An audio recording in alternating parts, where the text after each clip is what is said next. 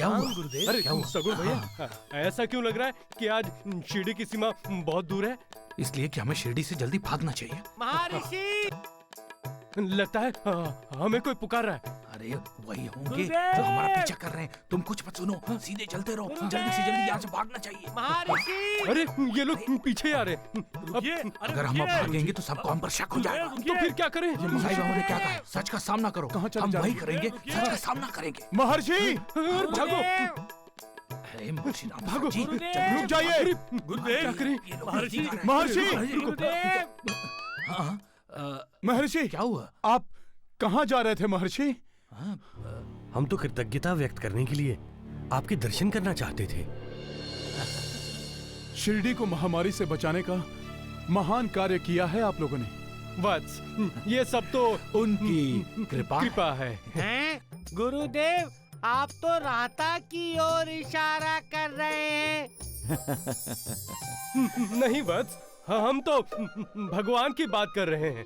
परंतु गुरुदेव, आप जा कहाँ रहे हैं? वत्स, अभी हमारा वस्त्र बदलने का समय हुआ है। महर्षि सांकेतिक भाषा में बोल रहे हैं। उनका कहना है कि समाधि का समय हुआ है वत्स। हाँ वत्स। इतनी जल्दी महर्षि? वत्स, जब तक हम समाधि नहीं लेंगे हमें मुक्ति नहीं मिलेगी। फिर हम इस शरीर रूपी वस्त्र का त्याग करके दूसरे शरीर रूपी वस्त्र को धारण करेंगे वत्स। और फिर शिरडी में वापस आएंगे। बम बम भोले। बम बम भोले। फिर आप जाए क्यों रहे हैं महर्षि? अरे राम राम राम, मालसापति जी ने सत्य कहा। हाँ, गुरुदेव, आप शिरडी में रहेंगे तो हम सब का उद्धार हो जाएगा। मर गए। वह चीनी तो हमें अब क्या फंसा ही करेंगे? दिया। बम बम भोले, बस बम बम भोले। वास्तव में जब शरीर रूपी वस्त्र को त्यागने का वक्त आता है तो लोग दुखी हो जाते हैं। वस्त्र से लगाव पैदा हो जाने के कारण कोई भी उस वस्त्र को खोना नहीं चाहता। यहां तक कि जिसने उस वस्त्र को धारण किया है वो भी वस्त्र बदलना नहीं चाहता, क्योंकि शरीर रूपी वस्त्र को त्यागने का मतलब है जिंदगी को त्याग देना, उससे हाथ धोना। जिंदगी तो सबको प्यारी होती है।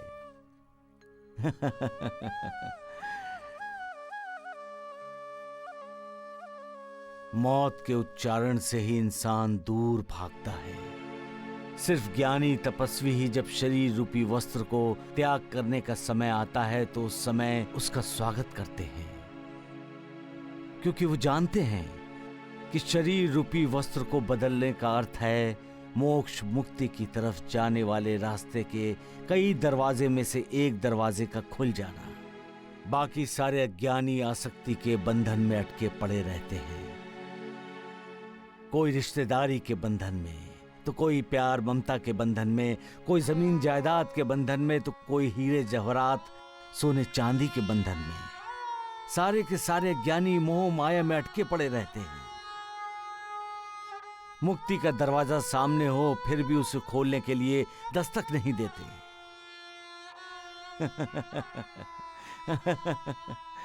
सबका मालिक एक।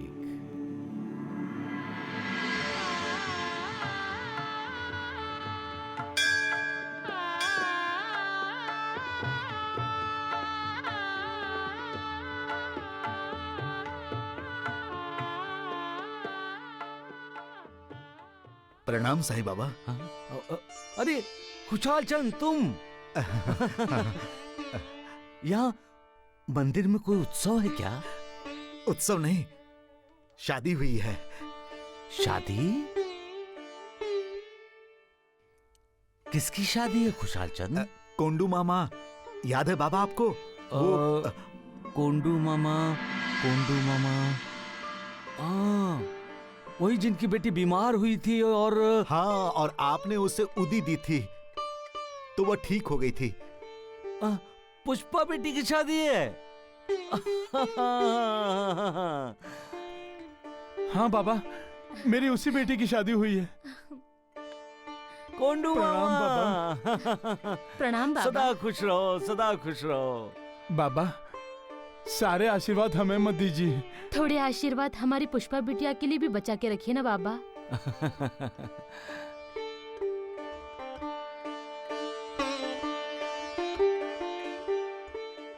मालिक, सब माता पिता चाहते हैं कि उनकी बेटी शादी के बाद सुख समृद्ध रहे। क्या तुम नहीं चाहते कि तुम्हारी संतान पर फूलों की वर्षा हो? मालिक, ये नई नवेली दुल्हन अपनी आंखों में कई सपने सजाए हैं मालिक। तुम्हारी दुआ से इसका हर सपना पूरा हो जाए, हर सपना सच हो जाए। हाँ।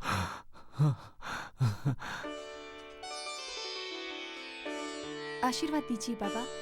उठो, सदा सुखी रहो, सौभाग्यवती रहो। दामाद जी, हमारी पुष्पा बेटी फूलों की तरह कोमल है, इसे फूलों की तरह ही रखिएगा। यह आपको और आपके पूरे परिवार का इतना ख्याल रखेगी कि आपको शिकायत का मौका ही नहीं देगी। यह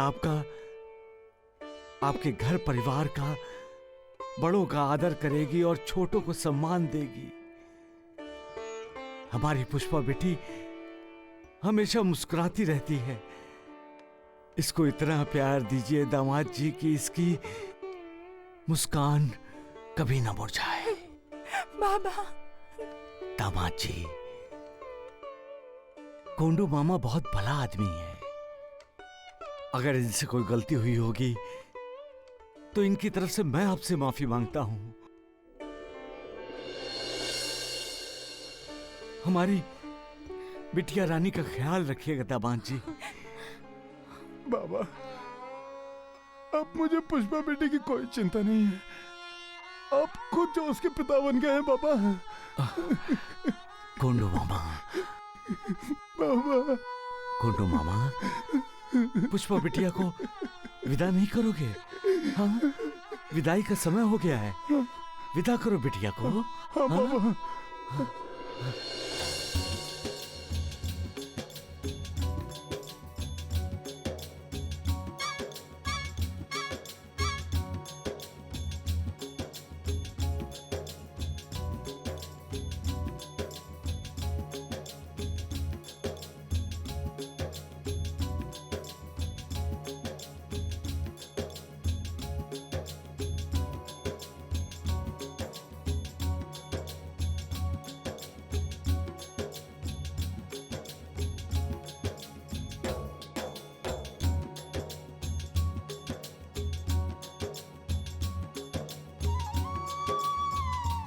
बाबा, आपकी आंखों में आंसू? खुशाल चंद, जब बेटी की विदाई होती है तो माता पिता के होठों पर मुस्कान और आंखों में आंसू होते हैं। बेटी का विवाह हो गया, अब वो ससुराल जाकर अपना घर संसार बसाएगी। ये जानकर खुशी से उनकी आंखें छलक पड़ती हैं। साथ साथ जिस बेटी को हमने जन्म दिया, प्यार ममता देकर बड़ा किया, अब वो हमारे लिए पराई हो जाएगी। इस दुख से भी उनकी आंखों से आंसू निकल पड़ते हैं। कोंडू मामा की इन दोनों भावनाओं ने मेरे मन को छू लिया खुशाल चंद, और उनकी भावनाओं की नजाकत जानकर मेरा मन रो पड़ा। देखा खुशाल चंद, देखा, पुष्पा बेटी एकटक अपने माता पिता को ही देख रही है। इसलिए कहते हैं कि बेटी जिंदगी भर बेटी ही रहती है और बेटा तब तक बेटा रहता है जब तक उसकी शादी नहीं हो जाती।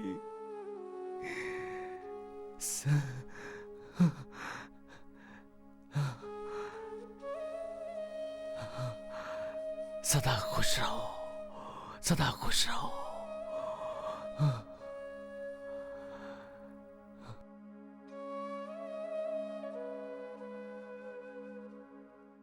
सबका मालिक, एक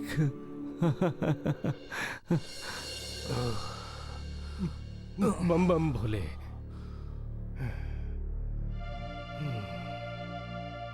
महर्षि लक्ष्मण प्रसाद जी, हमें तो लगता है कि हमें हिमालय जाकर तपस्या करने का अवसर कभी प्राप्त नहीं होगा। आप ठीक कह रहे हैं राम प्रसाद जी। वैद्य जी और द्वारिकानाथ के साथ साथ शिरडी वालों ने भी हमें बंदी बना लिया है। सत्य कह रहे हैं आप लक्ष्मण प्रसाद जी। मुझे तो बड़ा डर लग रहा है कि कहीं हमारा ये सत्य स्वरूप द्वारकानाथ जी और वैद्य जी की नजर में ना आ जाए। क्या करें? राम राम। द्वारिकानाथ जी, गुरुदेवों जैसी पवित्र आत्माओं के साथ निवास करने का सुख कुछ और ही है। देखिए कितना आनंद मिल रहा है हमें। सत्य वचन वैद्य जी, सत्य वचन। क्या सत्य वचन? सत्य वचन हमेशा झूठ बोलते हैं आप। क्या झूठ बोला है मैंने ढोंडिया? हाँ, क्या झूठ बोला है? वो दोनों महर्षि आपके गुरुदेव नहीं है, ये किसने कहा था? बोलिए बोलिए द्वारिकानाथ जी। वो मैं बोलता हूँ ढोंडिया। वो क्या है कि द्वारिकानाथ जी अपने गुरुदेवों के बंधन से मुक्त होना चाहते थे, इसीलिए। इसीलिए। अच्छा, इसीलिए झूठ बोला था। फिर आपने दोनों महर्षियों को शिरडी में रुकने के लिए क्यों कहा था वैद्य जी? वैद्य जी, आपने द्वारिकानाथ जी के षड्यंत्र में शामिल होकर साईं बाबा को शिरडी से बाहर जौहर बाबा के साथ भेज दिया।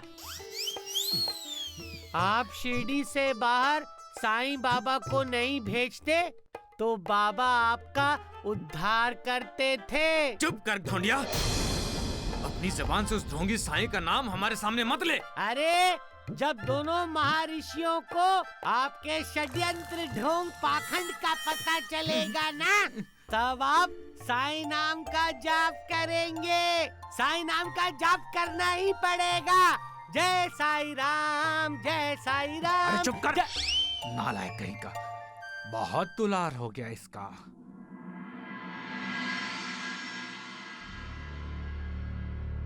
प्रणाम गुरुदेव। साईं, मैंने सुना है कि तुम शादी के लड्डू खाने गए थे। गुरुदेव, जो मेहमान होते हैं उन्हें शादी के लड्डू में दिलचस्पी होती है। तो साईं, तुम मेहमान नहीं थे। गुरुदेव, कोंडू मामा के दिल में भावनाओं के तूफान का अनुभव मैंने भी किया है गुरुदेव। कोंडू मामा? लड़की का मतलब पुष्पा का पिता। तो तुम भी लड़की के पिता बन ही गए। गुरुदेव, लड़की का पिता बनना जितनी खुशी की बात है, उससे अधिक दिल में भावनाओं के प्रलय को बुलावा भेजने की बात है। और ये प्रलय मैंने आज देखा है गुरुदेव। जब हम पौधा लगाते हैं गुरुदेव, तब पहले बीज बोते हैं, उसमें पानी देते हैं, फिर पौधा उगता है और हम खुश होते हैं। हर पल हर समय उस पौधे पर हमारा ध्यान रहता है। हम खाद देते हैं और एक दिन वो पौधा पेड़ बन जाता है। उस पर फूल उगते हैं, फल लगते हैं और उसे देखकर हमारा मन हर्षित होता है। हम उस पौधे को, उस पेड़ को पराया नहीं, अपना मानते हैं। अपने बच्चों की तरह उसे प्यार देते हैं। बेटी तो पिता की जान होती है, अपने पिता की आत्मा होती है बेटी। जब वो पैदा होती है तब से उसका पिता शायद मन ही मन यही सोचता होगा कि मेरी बेटी को ऐसा पति मिले जो उसे हमेशा सुखी रखे। हम भी अपनी बेटी से लाड़ प्यार करते हैं गुरुदेव। उसके साथ छोटे बनकर खेलते हैं, उसके साथ हंसते हैं, और जब कोई उसकी इच्छा हम पूरी नहीं कर सकते तब उसे रोते हुए देखकर हमारा दिल रो पड़ता है गुरुदेव। हम अपनी बेटी पर अच्छे संस्कार करते हैं, उसे अच्छी शिक्षा देने की कोशिश करते हैं। हमारी आंखों के सामने जब वो बड़ी होती है तब हम उसका विवाह कर देते हैं। वो हमारी बेटी विवाह होते ही किसी दूसरे की हो जाती है। क्या बेटी ससुराल में खुश होगी, सुखी होगी? क्या उसे वहां प्यार, सम्मान, इज्जत मिलती होगी? क्या दामाद बेटी को खुश रखता होगा? मेरी बेटी तो नादान है, नादानी तो उससे होगी ही, तो क्या उसका पति उसे माफ करेगा? उसकी नादानी को नजरअंदाज करेगा? गुरुदेव, जब कोंडू मामा की पुष्पा अपने पति के साथ मेरे सामने आई तब कोंडू मामा के दिल में ऐसे कई सवाल उठे थे जिन्होंने मुझे भी बेचैन कर दिया था। पिता अमीर हो या गरीब, पिता पिता ही होता है। वो सोते जागते भगवान से यही प्रार्थना करता है कि मेरी बेटी को सुखी रखना मालिक, मेरे नसीब का सुख भी मेरी बेटी को दे देना और उसके नसीब का दुख मुझे। गुरुदेव, कोंडू मामा के दिल में मची हुई भावनाओं के प्रलय के घेरे में मैं भी आ गया था। तो ये प्रलय शांत कैसे होता है साईं? गुरुदेव, जब बेटी पहली बार अपने पति के साथ ससुराल से मायके में आती है तब बेटी के चेहरे पर छाई हुई खुशी, उसकी मुस्कुराहट पिता को बता देती है कि बेटी की चिंता करने की जरूरत नहीं है, ससुराल में बेटी खुश है, सुखी है। और तब पिता मालिक का शुक्रिया अदा करता है। अपनी बेटी को हंसता हुआ देखकर, उत्साह से बोलते देखकर, उसकी माँ की हल्की आवाज से कुछ पूछने पर उसे शर्माते देखकर वो भी रो पड़ता है। लेकिन गुरुदेव, वो आंसू खुशी के आंसू होते हैं। साईं, तूने तो मुझे रुला ही दिया। गुरुदेव, लेकिन कोंडू मामा के अब हंसने के दिन आए हैं गुरुदेव। पुष्पा बेटी को अच्छा पति मिला है गुरुदेव। हाँ। अच्छा पति मिला है। तूने उसे आशीर्वाद दिया ना?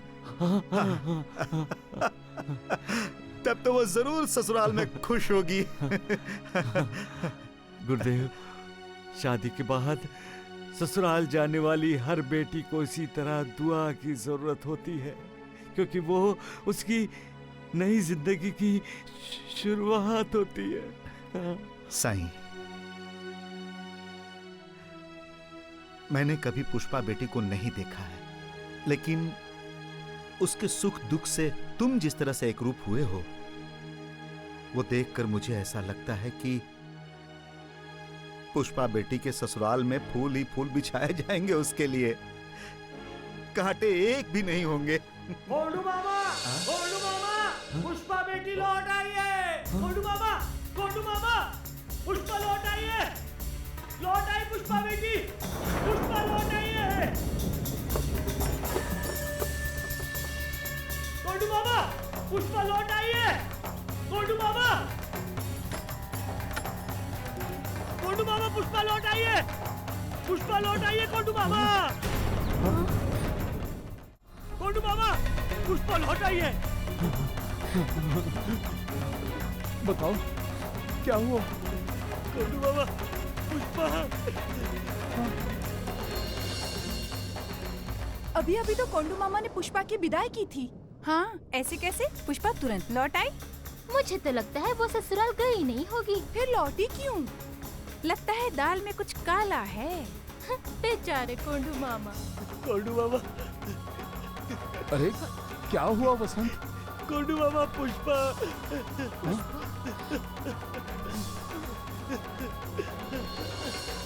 अरे वसंतराम, रो क्यों रहे हो तुम? क्या हुआ बताते क्यों नहीं? क्या हुआ पुष्पा को? कहाँ है वो?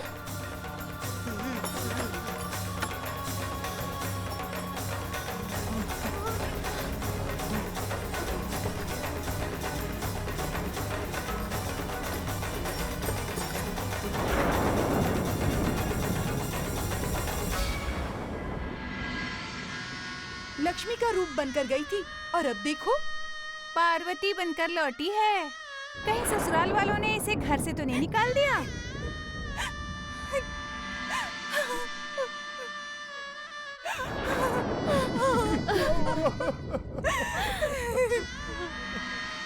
पुष्पा, क्या हुआ बेटी? ये सब क्या हुआ बेटी? तुम तो ससुराल, क्या हुआ बेटी?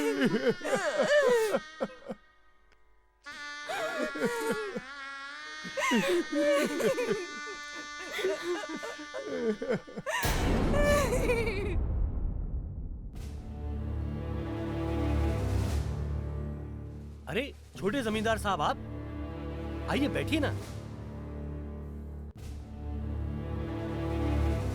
अरे छोटे जमींदार साहब, अब तक आप खड़े हैं? राव साहब, एक काम था। मुझसे पैसे चाहिए? नौकरी चाहिए? नौकरी राव साहब, नौकरी। छोटे जमींदार साहब, क्या मैं आपका दुश्मन हूँ? आप ये क्या कह रहे हैं? जो आप मुझे तबाह करने के लिए मुझसे नौकरी मांगने आए हैं? राव साहब, आपकी हालत तो हम देख ही रहे हैं। आपकी माँ ने आपको दाने दाने के लिए मोहताज कर दिया। आप क्या समझते हैं, अगर हमने आपकी मदद की तो क्या आपकी माँ हमें अभयदान दे देंगी, हमें माफ कर देंगी? नहीं छोटे जमींदार साहब, नहीं।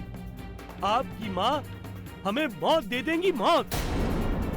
जो माँ अपनी कोख से जन्म देने वाले बेटे के साथ इतनी निर्दयी हो सकती है, वो भला क्या मुझे माफ कर देंगी? मैं आपकी माँ अंबिका जी से दुश्मनी मोल नहीं ले सकता। मुझे माफ कर दीजिए। मैं चाहकर भी आपकी कोई मदद नहीं कर सकता। नौकरी तो आप भूल ही जाइए, और अगर आप मेरा भला चाहते हैं तो अनजाने में भी मेरे घर की ओर नजर उठाकर मत देखिएगा। धन्यवाद। राव साहब,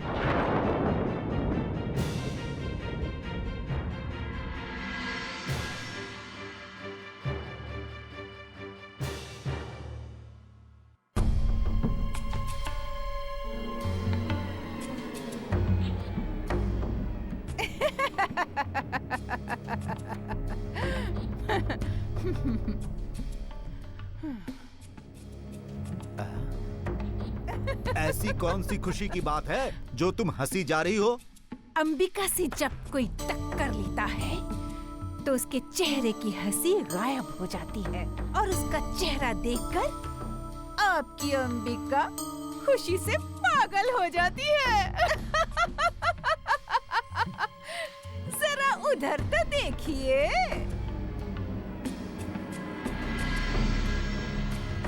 वो तो किसी का इंतजार कर रही है। किसी का नहीं, वो हमारे बेटे रघुराम का इंतजार कर रही है। और इंतजार इसलिए हो रहा है कि रघु राव साहब के पास नौकरी मांगने गया है। रघु नौकरी करेगा? जब नौकरी मिलेगी तब करेगा ना। क्या मतलब? मतलब साफ है जमींदार साहब। मैंने हर किसी से साफ साफ कह दिया है कि जो भी रघु की मदद करेगा वो मेरा दुश्मन होगा। क्या हुआ? नौकरी मिली?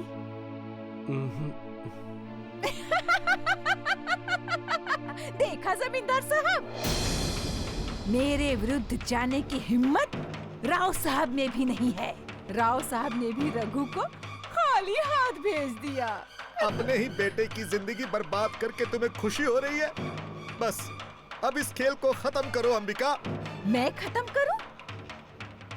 ये खेल तो रघु ने शुरू किया है जमींदार साहब, तो फिर मैं कैसे खत्म करूं इस खेल को? उसने ही सबसे पहले उस मनहूस को अपनी पत्नी बनाकर इस घर में लाया है, तो ये खेल भी वही खत्म करेगा। और ये खेल तब खत्म होगा जब रघु उस मनहूस को छोड़कर मेरे पैरों में अपनी नाक रगड़ेगा, मुझसे माफी मांगेगा। तब तक आप दर्शक बनकर खेल का आनंद उठाते रहिए।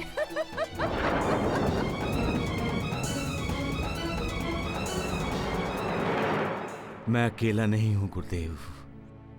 जिसने सुना होगा और जिसने भी पुष्पा को देखा होगा, वो सब के सब दुखी होंगे गुरुदेव, सब के सब। इंसान बुरा नहीं होता, लेकिन जब वो स्वार्थ से प्रेरित होता है तब बुरा हो जाता है।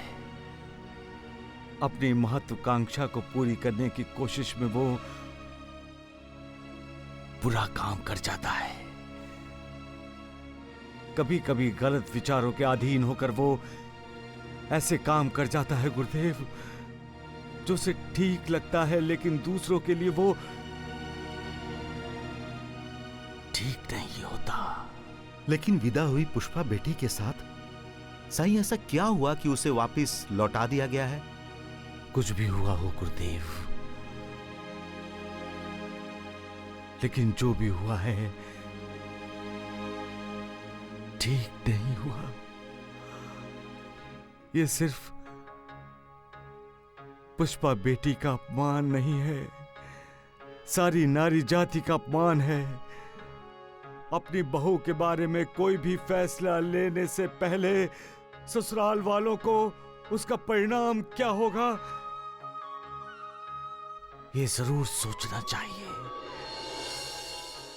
क्योंकि बहू का भविष्य दांव पर लग जाता है। ससुराल से वापस भेजी हुई लड़की पर समाज उंगलियां उठाता है गुरुदेव, अफवाहें फैलाता है। सच कोई नहीं जानता, लेकिन सच जानने के जोश में गलत शलत कुछ भी बोलता रहता है गुरुदेव। पुष्पा बेटी के वापस आने से ये तो पता चलता है कि जैसे कल स्त्री के अधिकार सुरक्षित नहीं थे, आज भी नहीं है और आने वाले कल में भी। वो तो आने वाला कल ही बताएगा। नहीं नहीं, इसमें कोई झूठ नहीं है, ये सचमुच अपशकुनी है। पुष्पा की माँ, मुझे आंखें मत दिखाइए, पहले अपने लाडी से पूछिए कि ये वापस क्यों आई। क्योंकि ये इसके बाप का घर है, इसलिए। यहाँ आने से पहले किसी कुएं या तालाब में कूदकर जान दे देती तो इसके बाप का घर क्या डूबने वाला था? माँ, चुप कर। ये मनुष्य वापस आई तो हमारा घर तो डूब ही गया ना। तुम इसकी असली माँ हो, कोई सौतेली माँ नहीं। इसीलिए तो मेरा हर शब्द दिल से निकलता है। मुझे तुम्हारी भी तो चिंता है, तुम्हारी भी तो शादी करानी है मुझे।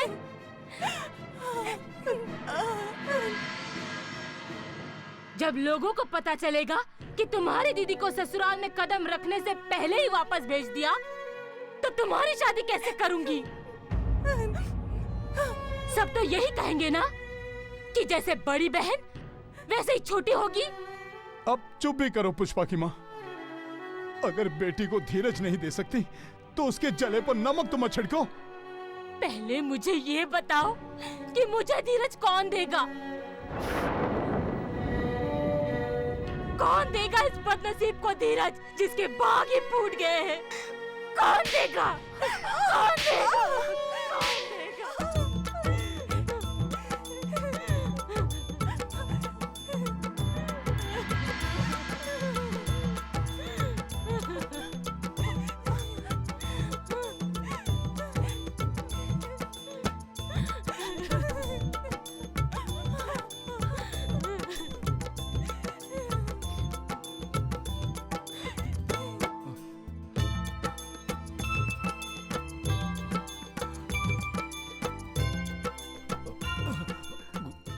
गुरुदेव आप साईं,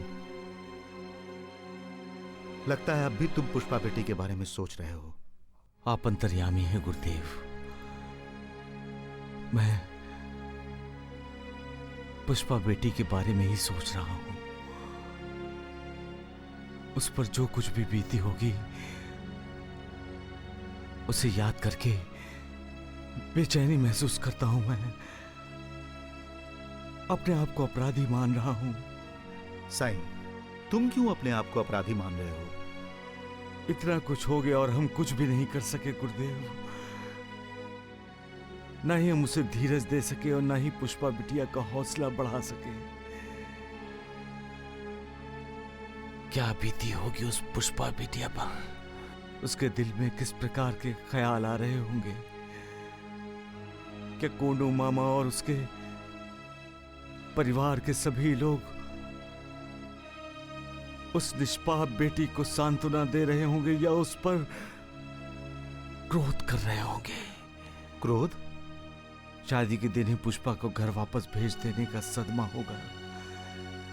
इस सदमे ने कोंडू मामा के परिवार में क्रोध उत्पन्न किया होगा। क्रोध होगा पुष्पा के ससुराल वालों पर, लेकिन क्रोध उतारा जाएगा बेचारी पुष्पा पर। सही ऐसा हुआ तो फिर पुष्पा बेटी टूट जाएगी। हाँ गुरुदेव, उसको ऐसा लगेगा कि उसका इस दुनिया में कोई नहीं रहा। ससुराल वाले जिसको उसने अपना माना था, उन्होंने उसे ठुकरा दिया, और मायके वाले जो उसके अपने थे, उन्होंने उसे पराया बना दिया। पुष्पा के मन में कोई बुरा ख्याल ना आए गुरुदेव। रहम करो मालिक, रहम कर। दुआ करो मालिक, दुआ करो।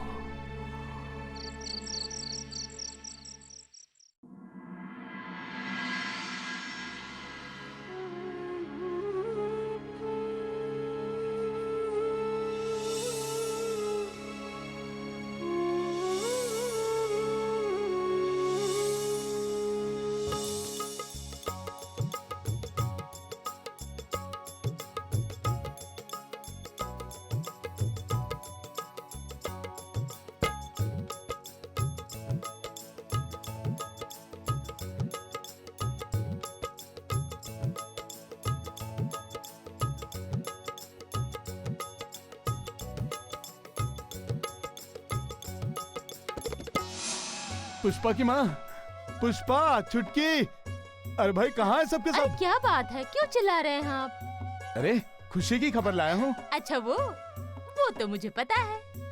आपके चेहरे पे खुशी साफ नजर आ रही है,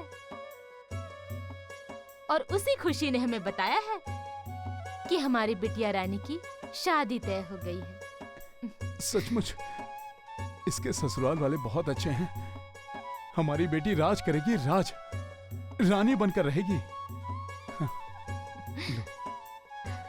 ले मुझे भी दो ना माँ, मुझे दो। हाँ हाँ बाबा, तू भी ले। आप भी लीजिए।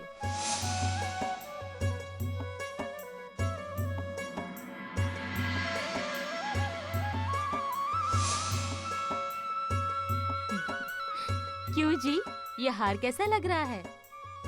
पुष्पा की माँ, हार तो ठीक है, लेकिन पुष्पा बेटिया ने गले में पहना है, इसलिए हार सुंदर हो गया है।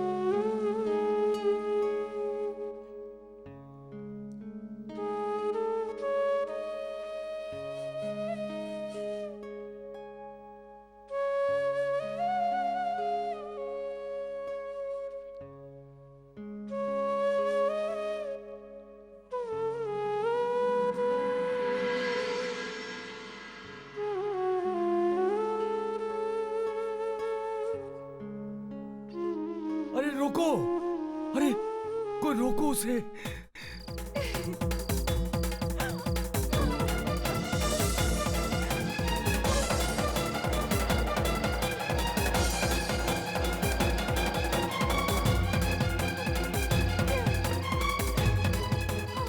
वो नादान नहीं जानती कि वो क्या कर रही है, कहाँ जा रही है।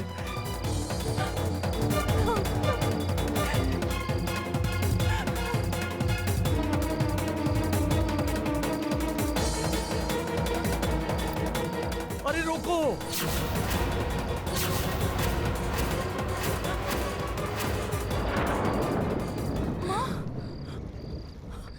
माँ,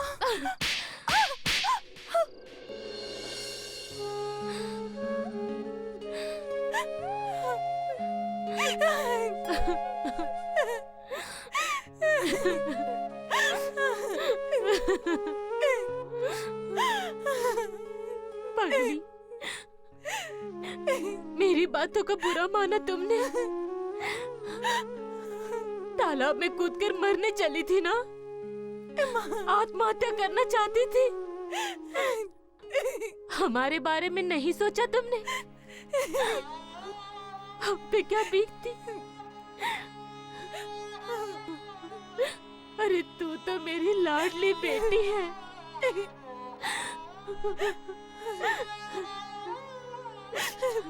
अगर क्रोध में आकर हमने कुछ कह दिया तो इतना नाराज हो जाएगी? क्या हमें तुम पर क्रोध करने का भी कोई हक नहीं है?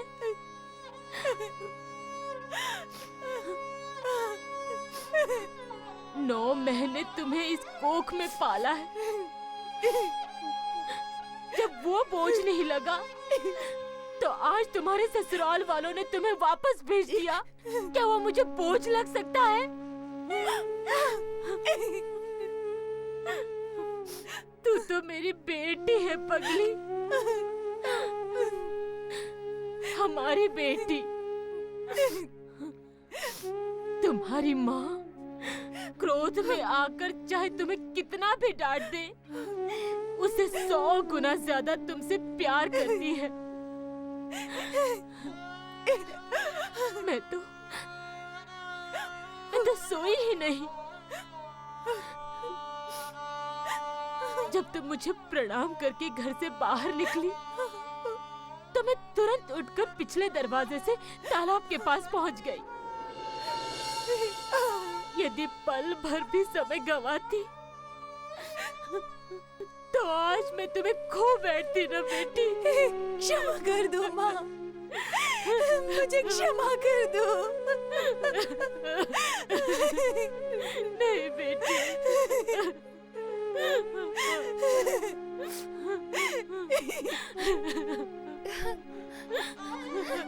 बेटी, दीदी,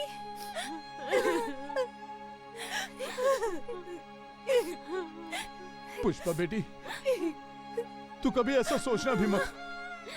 बेटी, अगर तूने आत्महत्या कर ली होती तो हम अपने आप को कभी माफ नहीं कर पाते बेटी, कभी माफ नहीं कर पाते। पिताजी।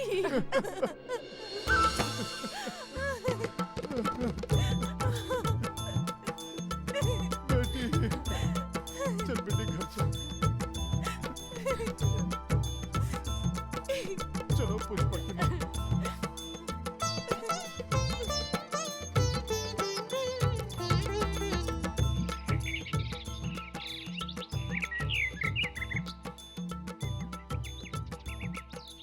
बादल हट गए, आकाश साफ हो गया। अब किसी के मन में कोई कड़वाहट नहीं रही। बेटी को माँ बाप मिल गए और माँ बाप को बेटी मिल गई और छोटी बहन को उसकी दीदी। जैसे दीप का प्रकाश फैलते ही अंधेरा हट जाता है, वैसे ही प्यार ममता का साक्षात्कार होते ही दिल में कुंडली मारकर बैठी हुई गलतफहमियां भाग जाती हैं। हमें कोई चाहता है, हमारे लिए कोई व्याकुल होता है।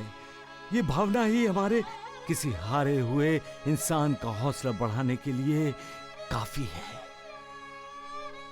जिंदगी की जंग जीतने के लिए परिवार का साथ होना जरूरी है। परिवार साथ है तो किसी अपने का किया हुआ वार भी इंसान बर्दाश्त कर सकता है। माँ बाप, भाई बहन का प्यार इंसान की शक्ति है। आत्महत्या, खुदकुशी जिंदगी की उलझन सुलझाने का उपाय नहीं है। मालिक ने हमें इंसान के रूप में भेजा है अच्छे कर्म करने के लिए, आत्महत्या करने के लिए नहीं। इंसान का जन्म उसी को मिलता है जो भाग्यशाली होता है, जिस पर मालिक की कृपा होती है, क्योंकि इंसान ही है जो अपने उद्धार की तरफ बढ़ सकता है, बाकी कोई नहीं। हम आत्महत्या करेंगे तो मालिक ने जो हमें उद्धार का एक मौका दिया है उसे गंवा बैठेंगे। इसलिए इंसान को आत्महत्या के बारे में कभी सोचना ही नहीं चाहिए। सबका मालिक एक, सबका मालिक एक।